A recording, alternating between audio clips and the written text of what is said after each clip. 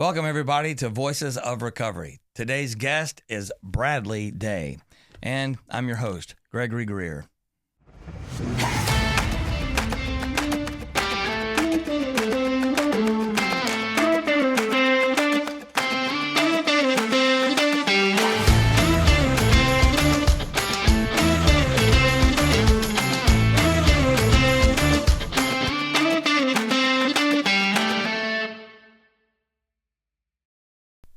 Today's guest, everybody, is Bradley Day. I met him many years ago, and to watch people grow in their profession from where they've come and then what direction they're going, it's an amazing gift for me, and I'm glad to bring it to you guys and for us together to be able to explore the journey of what we're doing in the profession of healing people from addiction. And actually, the people that heal is not us, it's the actual person. So, Brad. You want me to call you Brad or Bradley? It doesn't matter. Whatever's easier. Okay. Well, Brad. Brad will work. What do they call you at work? It's a mixture. It's a mixture. You have a nickname? No. Really? No. It's either Bradley or Brad. It just depends. Depends who it is, you know. Okay. Yeah. So, Bradley Day, ladies and gentlemen, works at Palmetto Addiction Recovery Center. And by the way, Palmetto is our sponsor for today. So I would like to give a shout out to Palmetto Addiction Recovery Center. If you or someone you love is suffering from addiction, please, you can look up the website. You can call them, area code 318-728-2970.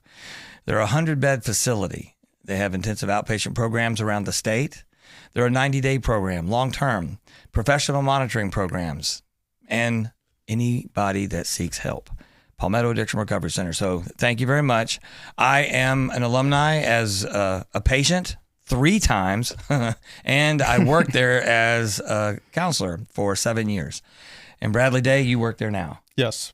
How long have you been working there? I started there in May of 2023. I didn't even have my CIT yet. I was working on it when I got hired. So for about the first month and a half, I just sat in on group while I was achieving that CIT. And then by the time I got it, it kind of fell perfectly into, all right, you're ready now. Go sink or swim, you know. 2 years. Yeah. 2 years. Yeah, a little over 2 years, yeah. And have you been through treatment before? I have in 2020. So you're in recovery? I am in recovery.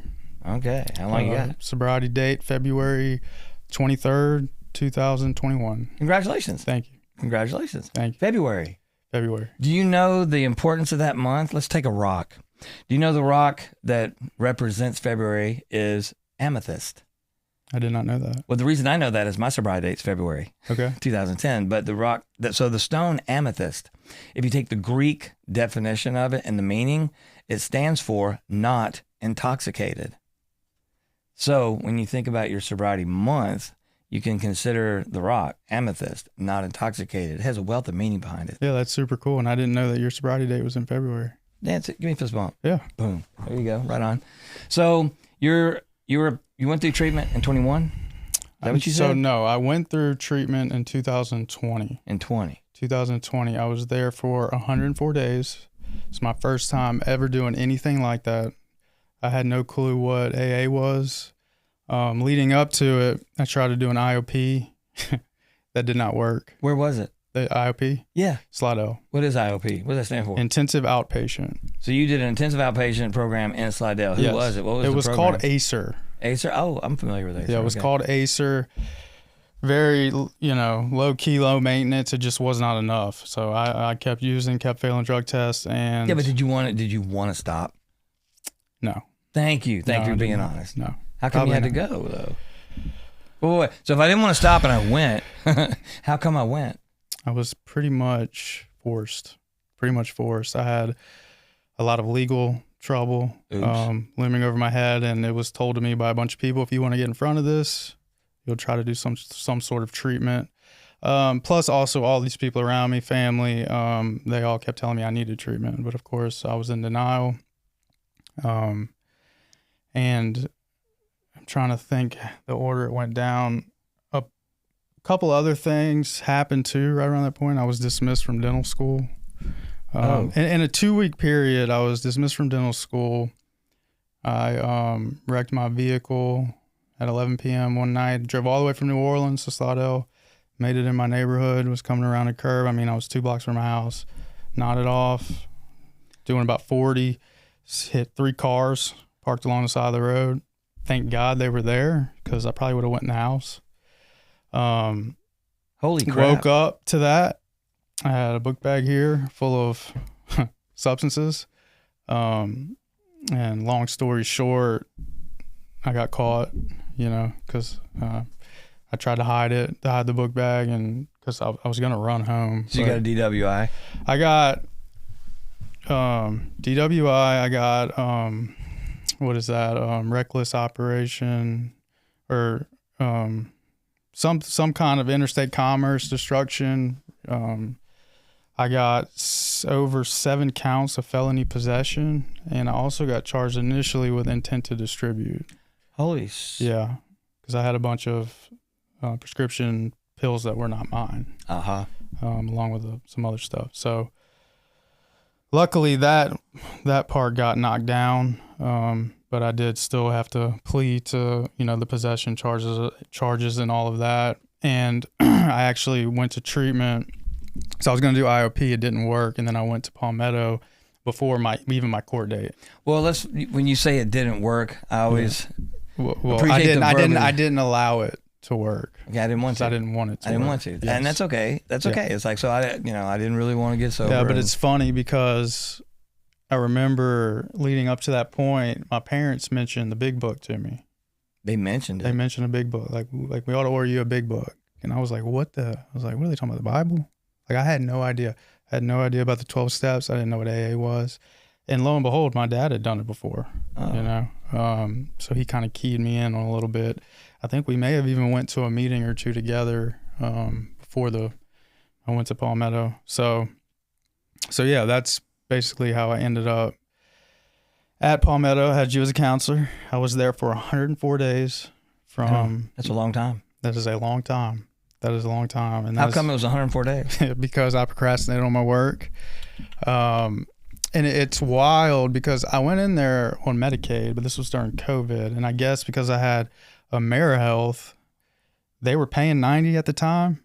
I assume. I still don't really know, because I used to call my mom, like, Mom, what is going on? Why am I still here? What are you doing? She's like, I'm not doing anything. Were you trying to get out? Yeah, I wanted to leave. Oh, okay. Yes. Yes. At certain times. Plus, my sister came. Me and my sister got dropped off the same day. It was, I want to say it was on my dad's,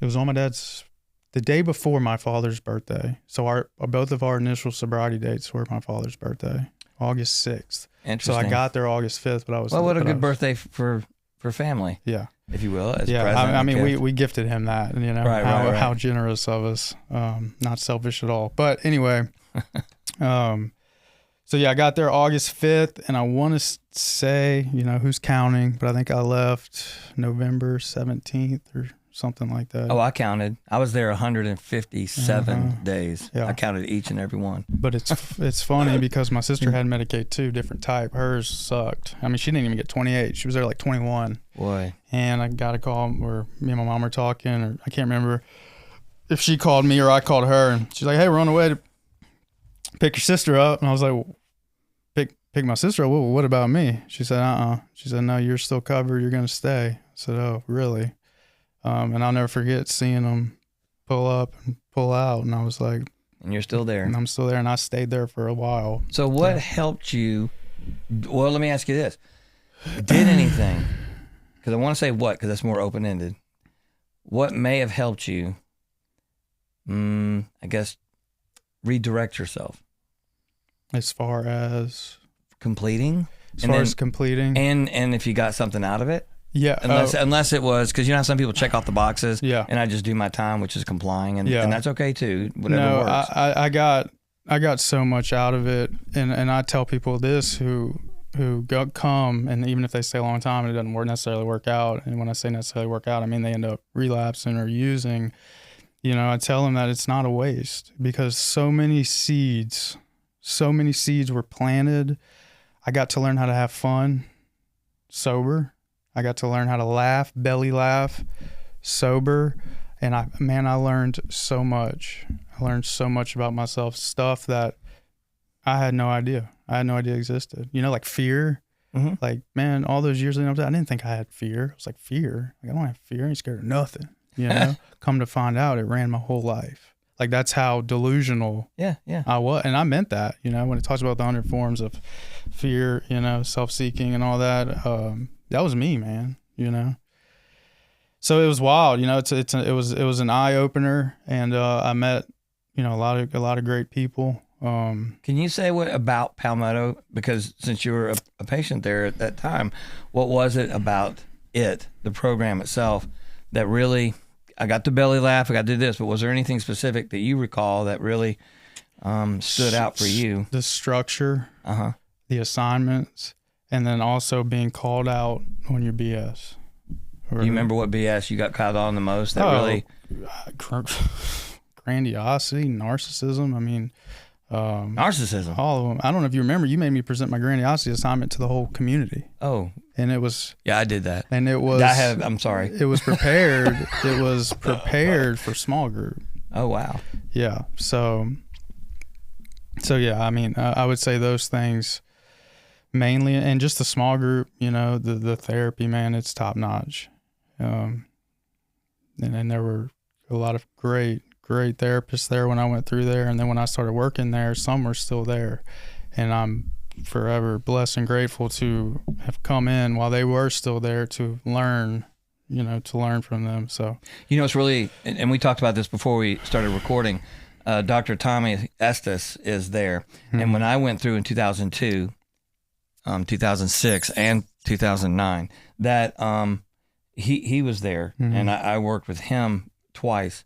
And then I worked with him opening another treatment center. Mm-hmm. And now Tommy Estes is back. Yep. And so you get the leadership, the mentorship, the insight, and the brilliance that he has to work again, you know, with you guys. So, you know, that's like multi-generational. Oh, so much wisdom, so much experience. Can't put a price on it. I mean, you know, he'll be the first to tell you, like during lunch, me and him, I just go hang out and talk to him a lot. Just talk to him, you know. Pick his brain, be a sponge, see what I can learn. We used to call him the Blade. Blade, I heard. I know. We used to call him the Blade, slice and dice. We mess with him about it at work, yeah. So let me ask you again. So you learned you were grandiose, and you mentioned the word narcissism, but you know that's thrown around quite a bit. Yeah, characteristics. It's not a true. It's not a true diagnosis. Yeah, characteristics. I was extremely selfish, and so self-absorbed is how I would put it. Uh-huh. You know, I don't think I'm meet all the criteria for narcissistic personality disorder, but there were definitely traits. Do you know how come? Well, do you recall now how come all of that? You said selfish, mm-hmm. and how come that's so significant? And for those of you guys that study, you know, the DSM or cluster B, those personality disorders, mm-hmm. that's how come we meet all of those traits, or many of them, because we're self-absorbed. Absolutely. And so the narcissism, the hallmark for narcissism is, you know, off the cuff. I think lack of empathy. Yeah. And so being selfish, absorbed, that I'm not concerned about how you feel, nor can I connect, because it's all about me. Yeah. And so even with the antisocial personality disorder, the hallmark for it is a lack of remorse. And so when a person is in fight or flight, you know, and we're in an active addiction, mm-hmm. I don't care if I steal from you. Yeah. I mean, but there's no remorse at all. Right. I mean, it's not personal. I want what I want. It's just business. That's it. It's just business. Well, then fight or flight. And when I'm in fight or flight, I'm thinking with the amygdala, that shooting out the adrenaline hormone in the limbic system. Mm-hmm. So I'm not thinking rationally with the prefrontal cortex. I'm thinking emotionally, and I don't have any rational thought. Yeah. So all of those traits in the cluster B. So you're not a narcissist. No. Thank you. No, but the extreme selfishness and just fear. I mean, I was scared of my own shadow, man. You know, literally, I was scared of everything, and so uncomfortable in my own skin. You know, and who I was, and I think that, you know, all those things are the root of alcoholism. You know, probably. Well, they call them the character defects. Yeah. And those character defects, which I think everybody on the planet has, it's a really awesome approach, to be able to self-explore. Mm-hmm. I call it research. We're doing research on ourselves. Yep. And I personally believe, and you can help me out, that I think 12-step model in a treatment center is therapeutic, because you're going to look at, the basic human instincts. Yep. And by being able to identify that, you identify your patterns. Mm-hmm. And so where did the resentments come from? When did they start when we're younger and how they built up? Yeah. So you did an amazing transformation. Well, still working on it. Well, I'm saying that by completing treatment for one. Yeah. And then what in the world so you said you were dismissed from dental school? Dismissed from dental school. Okay, yes. so I'm dismissed from dental school, and then you made a decision to do what? It's like, so what do I do? So I go to treatment. Man. What makes you decide to become a counselor? I think a few things. Because, during that time, I was lost, man. That was a real hard pill to swallow. And it took a long time to accept that, and I may still be even, I think I've mostly accepted it today, but, there may still be times where it kind of flares up on me a little bit, but, I was like, what's the point of living, before going to treatment? Like, I had worked, because it's pretty cutthroat to get into dental school. It's no walk in the park. So you spend 4 years in undergrad getting a biology degree or something of that nature. And then I was 3 years of applying. I think I was on the wait list twice. And then you made it through the biochemistry course. Yeah, well, yeah. That's the biggest I headache. made it through all those courses, passed the, I think I took the DAT, which is the dental admission test, 3 or 4 times. And the last time I smoked it. And so, yeah, all that time and energy just for it to be, I don't want to say taken from you because I gave it away, probably, right? Yeah. But to lose that in one form or another, when that is your identity, right? Or at least what I thought was, right? Because that's what everybody wanted me to do. I don't even know if that's what I wanted to do. That's what I felt like everybody wanted me to do. Oh, okay. It was tough, man, and I think a good portion of my treatment was surrounding that.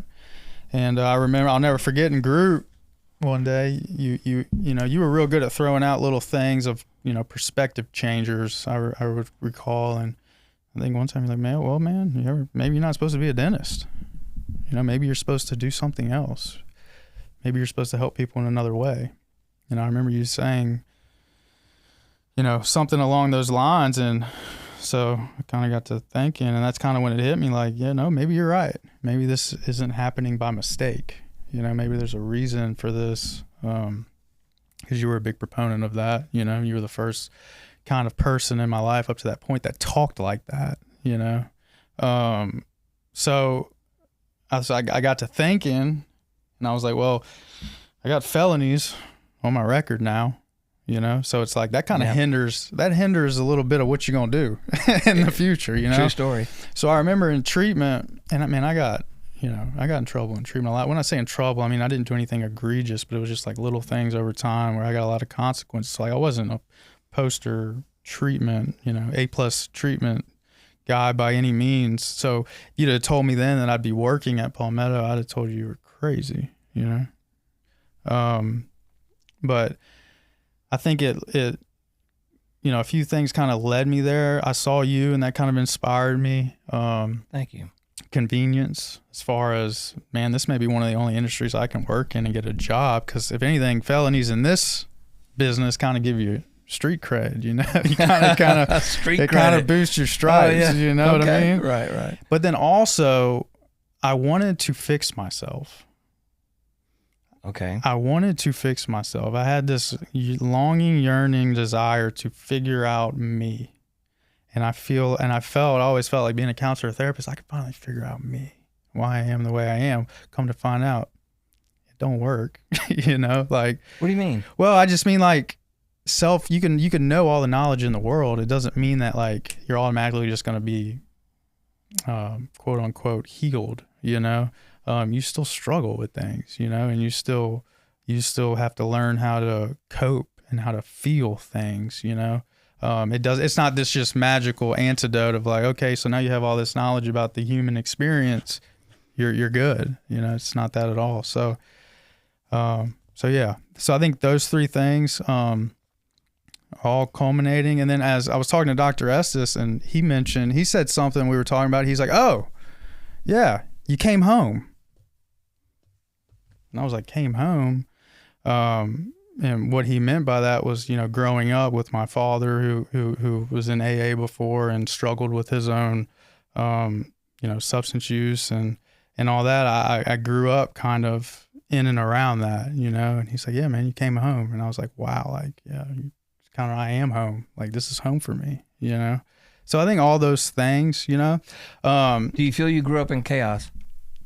Yes. Okay, thank you. Yeah. So to that point, I came home because You came home, yeah, and he relates to that, you know. Yes, he does. He relates to that mightily. So yeah, when he hit that, it was deep, you know. It kind of was like, yeah, you're right.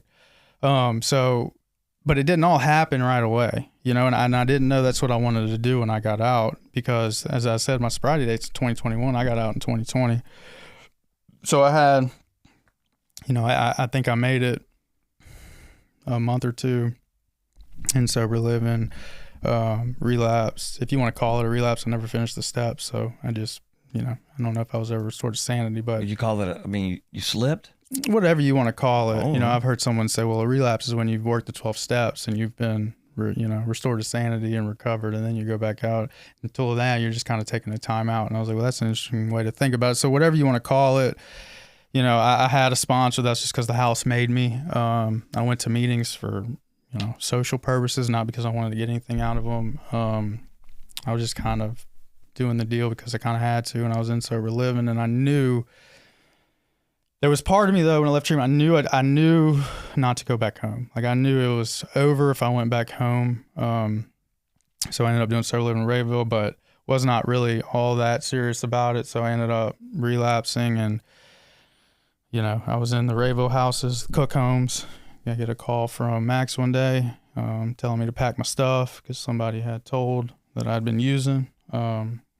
So I packed my stuff. Thankfully, my sister was in the area at the time, and she came and gave me a ride. And I said, well, I guess bring me to a hotel because I'm dirty. You know, I can't pass a drug test, so no house is probably going to take me. So bring me to a hotel room. Please don't tell mom. Please, please, please don't tell mom. I had my mom's credit card number memorized. Mm-hmm. So I'm thinking I can go to this hotel, maybe get a few nights, you know. Yeah. She won't know anything and I'll figure it out. And I did that, and I got a call the next morning. Somehow I don't know if it popped up on her phone or hit her statements, but what the hell are you doing? Yada, yada, yada. So I was caught. And she was done, you know. For the first time, she was like, figure it out, you know. She had always pretty much bailed me out. So lo and behold, a bunch of God stuff happened. I had people that I met in treatment all around me. They were babysitting me night and day and trying to help me find a sober house. And lo and behold, somebody I was in treatment with was in Jim B's house. He was on this podcast, I believe, with his wife Laura. Mm-hmm. That's right. So they vouched for me, and he gave me a shot. He gave me a shot, and not to mention I had court that week. So that was an impetus too of like, it's probably time to, because if they'd have drug tested me at court, I'd have been screwed, you know. Luckily they didn't. So I got in the sober house right before I ended up going down south to go to court, and been sober ever since. What was it that flipped the thankfully. script though about diving in to recovery? You know, Taking the spiritual journey, if you will. You know, I think, like people say, the light bulb went off, something clicked, just the right of honesty, open-mindedness, and willingness lined up just out of kind of nowhere. And I remember it, and I just had clarity. And I was like, I have got to do that. Like, if not, I'm going to die, you know, because through that relapse I was just talking about, I mean, I was using heroin, and I had, I think, overdosed twice, been Narcaned while I'm in sober living, man. Like, how crazy, just crazy stuff. So, I almost died twice, and with court coming up, it just, I don't know, man, it hit me finally that like, okay, my way does not work. So you wanted to live. Yeah, I think so. I give up. And I was so tired, of all the shame and guilt of the dental school failure, then the failure of this. And I finally said to myself, this has to work. Because I see it in these rooms now. I saw it with you in treatment, and I'm gonna give it a shot. Because I want to get better. Like I'm tired of living like this. Okay. So, I don't know if it was, I don't know. It just kind of happened, and I remember, and I jumped in head first. I had a great sponsor at the time, and we read that book line by line. I mean, I have so many notes in it still. Line by line, read the book. I was paying attention. Stuff was clicking, and I went from there. Then when did the idea of seeking a role as a counselor? Because you said, well, based on, I got felonies. I mean, what else am I going to do? Right. By deduce reasoning, I'm just. So when I first got out, I was getting rides because I didn't have a vehicle because I had just totaled it, right? Right. And I didn't have a license. I was getting rides. Sometimes my sister would bring me, sometimes a friend of sober living would bring me from the sober house in Rayville to the Brookshires in Monroe, on North 18th. And I was bagging people's groceries. That was my first job. So I went, in a matter of months, I went from dental school to bagging people's groceries. And man, you want to talk about humbling? Yeah. Some serious humility. Gave you time to think and reflect. Yes, it did. And it was this. I know. I'm saying to myself, like, man, this wasn't in my plans. Right. Like this was not on the bingo card. No, it's not. So I started figuring out, like, man, God's. They say if you want to make him laugh, tell him your plan. So, anyway, I went from bagging groceries. I got promoted to the produce section. Congratulations. Yep. Got promoted to the produce section, making like $1 more, know. Still, and by that time I was walking from Jim's sober living house to Brookshires. I didn't even have a car, and that was, I don't know how many miles, but not too far away. And then I found out there was a job opening next door at the Ace Home Hardware. Right. You know what I'm talking about? Yes. And that first job was in the garden section, but that was like $1 more. Okay. $2 more. And then they moved me inside, and then I was cashiering in like a floor sale, and I didn't know the first thing about any of hardware supplies. I mean, I was never a fix-it kind of guy. I was worried about doing drugs. So, kind of figured that out. And then a few of my friends were serving tables, and they were like, man, you ought to try this. Like, you get the money that day. The hours are, you're not working a 9 to 5, you may work 4 or 5 hours at night or in the morning, you make your money, get to go home. And then I knew a lady, my sister was working at a restaurant, Underdogs in West Monroe, and I knew Kim through her and some other people. So she hired me as a server, and I hated that though. I hated that. I did not like it at all for whatever reason. So I remember telling somebody like, man, I'm thinking about sticking my toes in the, addiction field, industry, whatever. And I get a call one day from a guy named Seth Dawson. He owns Serenity House. And he's like, hey man, I heard that you're maybe looking to come work in treatment, and it's not necessarily inpatient, but it's a 3-1 correct type of deal.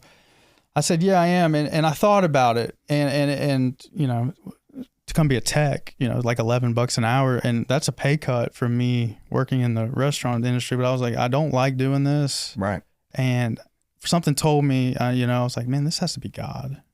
Like, I don't know this man, I kind of know of him. Right. People talking, but like for him to just call me out the blue like this, something told me to take it.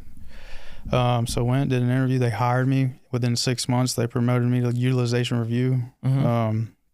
So I started doing UR there and making some more money. So you're developing what I call cross training. Yeah. Yep. did that. And then me and Stuart at this time were becoming close. We did Soul Drama with You together. We were working out together. He'd been on this podcast too before. Right. And he was working at Palmetto at the time. And he knew I had talked about, like, yeah, man, I think I'm going to get my CIT. What's a CIT? No, actually, I'm sorry. At Serenity House, their clinical director, Amanda, she called me in the office one day, asking me, what are my plans? What am I thinking about doing for career-wise, yada, yada. And I was like, well, I kind of, I want to help people, and she had mentioned this program, LRS, Louisiana Rehabilitation Services, because by this time, I mean, I'm maxed out on student debt from dental school. I ain't got no money, nothing. She's like, yeah, this you can apply. You're considered a disabled person from addiction. You can apply and they'll pay for your school. I was like, what? No kidding, huh? She's like, yeah, what you want to do? I was like, I don't know. She goes, well, you think about counseling. She brought up nursing. She's like, that probably, or medical school. She's like, that probably might not be a good idea because then you could write prescriptions. I don't know if you should, want to do that right now. Because I'm like, maybe a year of sobriety at this point. She goes, well, you ever thought about social work? I was like, well, no, not really. So I looked into it a little bit. So I was between kind of social work and the LPC route, master's in counseling. And just through talking to people, I decided to give it a shot and apply for Master of Social Work at LSU. Lo and behold, because my undergrad grades were good. I mean, I did get into dental school with them. Don't know how. I did somehow. And meaning kept them pretty pretty high. I graduated with a decent GPA, but that was in biology. This is social, like completely two different things. And I'm like, man, I'm probably gonna have to take extra classes, yada yada. Lo and behold, when I called them, they checked my transcripts, and I had like just enough electives that I took in like, social sciences here and there that they're like, yeah, you met the criteria. You're eligible. You can apply. You are eligible. Right on. So I applied, got that, or started applying for that. Me and Stuart were hanging out, and I guess Palmetto had lost a counselor or something, or was looking for one, and I think he put a bug in Holly's ear. And she just called me one day. I was sitting at my desk at work at Serenity. She goes, hey, heard you think about getting your CIT? I said, yes, ma'am, I am. She goes, I want you to come work for me. I want you to come work for Palmetto. I said, okay, well, I appreciate it. Let me pray about it, and I'll get back with you, Just hearing her say that, what feeling came up for you? Oh, man, unreal. Proud, shocked, happy, scared.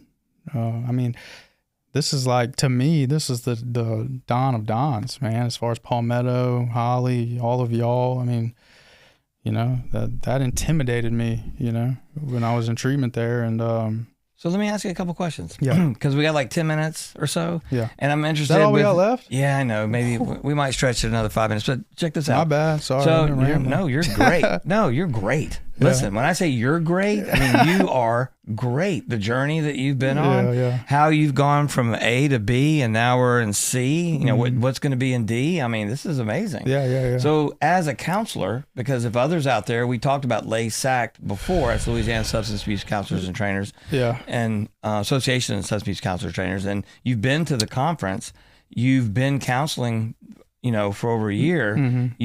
You've been, learning new approaches, reflecting on having been in the chair, and now you're on, this place. Yeah. And then, what's been, I don't know, where are you with this journey? Because I remember mine, but I don't want to talk about mine. I want to talk about yours. So yeah. What is? It's super cool. It's surreal.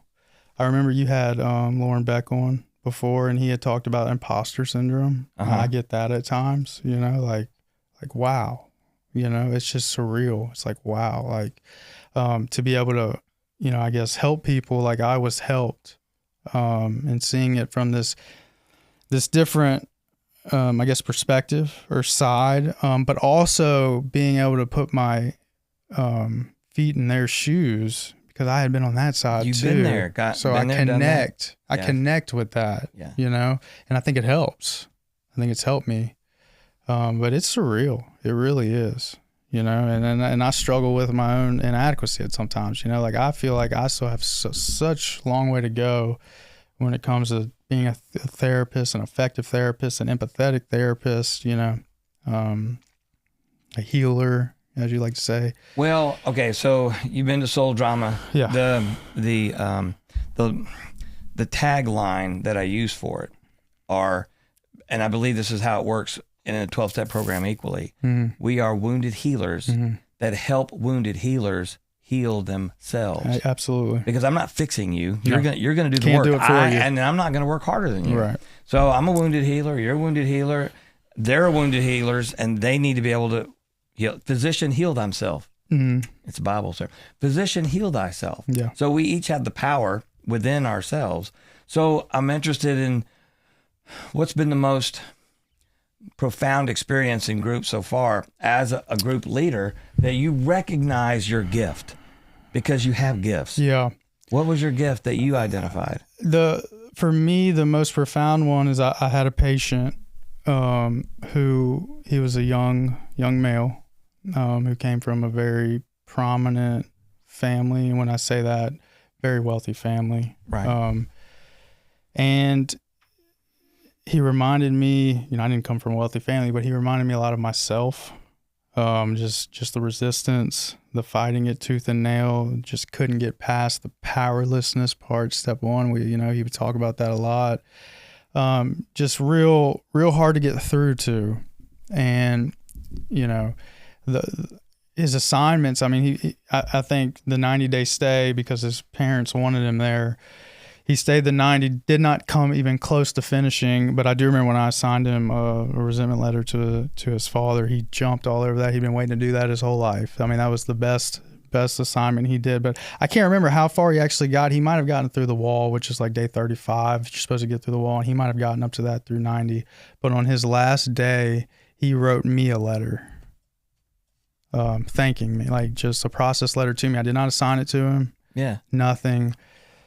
And the words he said in that letter, man, it did. I was in tears, because this whole time I'm thinking like, man, I haven't done anything to help this guy. I can't get through to him. And, he writes this letter to me, in group, connects to it. Like I've been trying to get him to connect to things the whole time he'd been there, of just how much he respects me, how much I've helped him. It was really, really cool. It was really cool. And it kind of hit me like, wow, maybe I am, even when I don't think I am, maybe I am getting through or helping in some way. Whether they stay sober or not doesn't mean I'm not helping them, planting seeds. There you go. Showing them somebody constant in their lives that continues to show up for them, And that started this movement of now when people stay, because like from him till now, and I can't remember when he left, it was earlier this year, or maybe around January, February, they write me letters now, like on their marble days. And it started with this guy who fought the program the whole time he was there. So really neat, man. And I got a shoebox full of them, just how much I've changed their lives, brought their families back. Think of the meaning. Gave them, Think of the meaning of that. Yeah, gave their children their father back, gave their wife their husband back, and just all these things, and like you said, I didn't do that. You did that, That's right. I may have helped you get there, as a sounding board, but you did that, That shoebox is a present. It's awesome, man. Yeah. And that really helped. That really helps to be able to look at that kind of stuff and remind myself of that kind of stuff, especially when I want to start feeling a little burnt out or a little, cynical about it all, because it's tough. You see people even come back a lot. Recidivism is high. Yeah. The shoebox, and whatever name you would give that box besides present or gift, but whenever imposter syndrome creeps in, I would encourage you to look in the box. Yeah. And be reminded. Yeah, it's be reminded of the value mm-hmm. that you are. Yeah. And that's our self-worth. Yeah. No, you're right. You're right. And I can't thank you enough, because you helped. Thanks, man. You've molded a lot of what I do in there. So probably more than you know. So and I appreciate that. And I want you to know that. Thanks, dude. You're welcome. I'm honored by that. Yeah. It means a lot. You're welcome. So your journey, my friend, like I told you, going from A to B to C, and then the trajectory and where it goes from here is unknown. Yeah. However, where you are today, you're a testament to what life can be if you're able to surrender. Yeah. Let go and allow other people to help you. Yep. And and it takes a village. It takes a freaking village. Well, you let the village help you. You let the village help you. Yeah. And you mentioned a great deal of that. Yeah. It's been, man, this has been amazing, Brad. Yeah. I thank you for having me. No. We went a lot quicker than. Oh yeah, we zoom my zoom. But look, it was such a beautiful journey that you had. And next, I'd like to invite you back so that we can start talking about, group approaches. What do we do in group? How do we, what kind of, I don't like that word, tricks of the trade. That's a bunch of bullshit. It's excuse me. It's like, it's not tricks of the trade. This is genuine authenticity of how to connect with somebody and how to bring the group together. Yeah. Because there's some people who run a group by talking individually and everybody else are spectators. That's not group. That's not group. And there's a wealth of lack of education to be able to demonstrate what the efficacy of a group processing is. So your approach is what you learn, what you would bring to the table, because you can share about what you've learned, what you implement in your group approach, and we can talk about those group approaches. Yeah. And that's what this whole program was for. And that's uniting other programs together, the professional recovery community and the population we serve. And then, we have others that have gone through and they're not even counselors. They're just, and you don't have to be a counselor. It's just, right. What are you doing to serve man, God? And, absolutely. So your journey has a lot of value to me. Yeah. Thank you. I appreciate it. Thank you. Thank y'all for having me. So we'll come back next time and we'll talk clinical approaches and how to really get the best out of a group, and not just for transference, but counter transference. That's my favorite, because I got to think about what in the heck was going on with me, at the time. So I want to thank everybody that joined us today. Again, thank you, Palmetto Addiction Recovery Center, for sponsoring this episode. Anyone out there seeking help, please. Area code 318-728-2970, Palmetto Addiction Recovery Center. Thanking Bradley Day for Voices of Recovery. I am Gregory Greer. To the rest of you, namaste.